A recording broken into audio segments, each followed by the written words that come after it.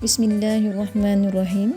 Assalamualaikum warahmatullahi wabarakatuh. Murid-murid Ustazah, Alhamdulillah hari ini kita bersama lagi untuk belajar bagi mata pelajaran Faraid darjah 6 dan kita masih lagi berada pada pelajaran yang pertama, iaitu berkaitan wasiat.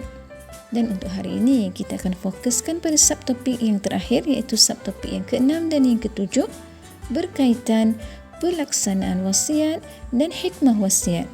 Dan untuk tajuk ini, kamu boleh merujuk kitab Faraid masing-masing di halaman yang ke-5 hingga ke-6. Seperti biasa, baca doa belajar terlebih dahulu. Dan jika semua sudah bersedia, mari kita mula belajar bersama-sama.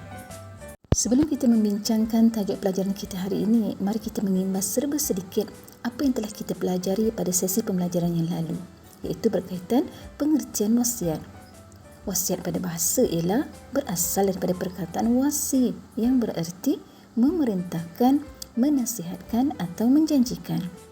Manakala wasiat pada istilah syarak bermaksud ikrar ataupun perjanjian ataupun pengakuan yang dibuat oleh seseorang pada masa hayatnya ataupun pada masa dia masih hidup ke atas hartanya dengan maksud untuk disempurnakan hartanya pada kebajikan yang dibenarkan menurut hukum syarak selepas kematiannya.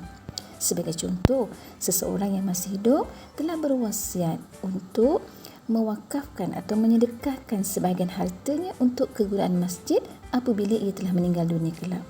Jadi itulah yang dimaksudkan dengan wasiat menurut hukum syarak. Dan untuk hari ini kita akan belajar pula bagaimana pelaksanaan wasiat itu dijalankan. Sebelum ini kita sudah pun mempelajari bahawa syarat bagi harta yang hendak diwasiatkan hendaklah tidak melebihi 1/3 daripada kadar harta si pewasiat. Dan jika ia melebihi 1/3 daripada kadar harta si pewasiat, hendaklah mendapat izin daripada waris-waris yang mempusakai harta tersebut. 1/3 daripada harta yang telah diwasiatkan ataupun lebih kurang daripada nilai itu hendaklah diberikan kepada orang-orang yang diwasiatkan selepas kematian pewasiat, iaitu sebelum pembagian pusaka kepada waris dilaksanakan. Maksudnya ialah sekiranya si pewasiat tadi sewaktu hidupnya telah mewasiatkan hartanya dengan kadar 1/3 ataupun kurang daripada kadar itu, maka apabila meninggal saja si pewasiat tadi, hendaklah wasiatnya itu dilaksanakan oleh ahli warisnya, iaitu diserahkan kepada pihak-pihak ataupun orang-orang yang telah diwasiatkan. Dan setelah selesai urusan pembagian wasiat tadi, barulah diuruskan pula pembahagian pusaka kepada ahli-ahli waris. Kita telah mengetahui bahawa waris yang memang telah berhak mendapat harta pusaka secara hukum faraid tidak boleh lagi menerima wasiat. Namun begitu, sekiranya si pewasiat tadi telah mewasiatkan hartanya kepada ahli waris yang boleh mempusakai hartanya, sama ada secara fardu ataupun asabah, maka hendaklah terlebih dahulu mendapat izin waris yang lain yang berhak mendapat pusaka. Sekiranya waris-waris lain yang berhak mendapat pusaka mengizinkan ahli waris itu mendapat bahagian wasiat tadi, maka barulah waris yang diwasiatkan tadi itu berhak mendapat harta wasiat tadi. Sekarang kita lihat pula bagaimana pelaksanaan wasiat yang melebihi daripada nilai 1/3 daripada harta si pewasiat. Tidak sah berwasiat melebihi 1/3 daripada kadar harta si pewasiat ketika pewasiat tadi sedang dalam keadaan sakit yang boleh membawa kematian dan tidak diizinkan pula oleh waris yang mempusakai hartanya, kerana orang yang sakit terhalang daripada mewasiatkan hartanya lebih daripada kadar 1/3 hartanya.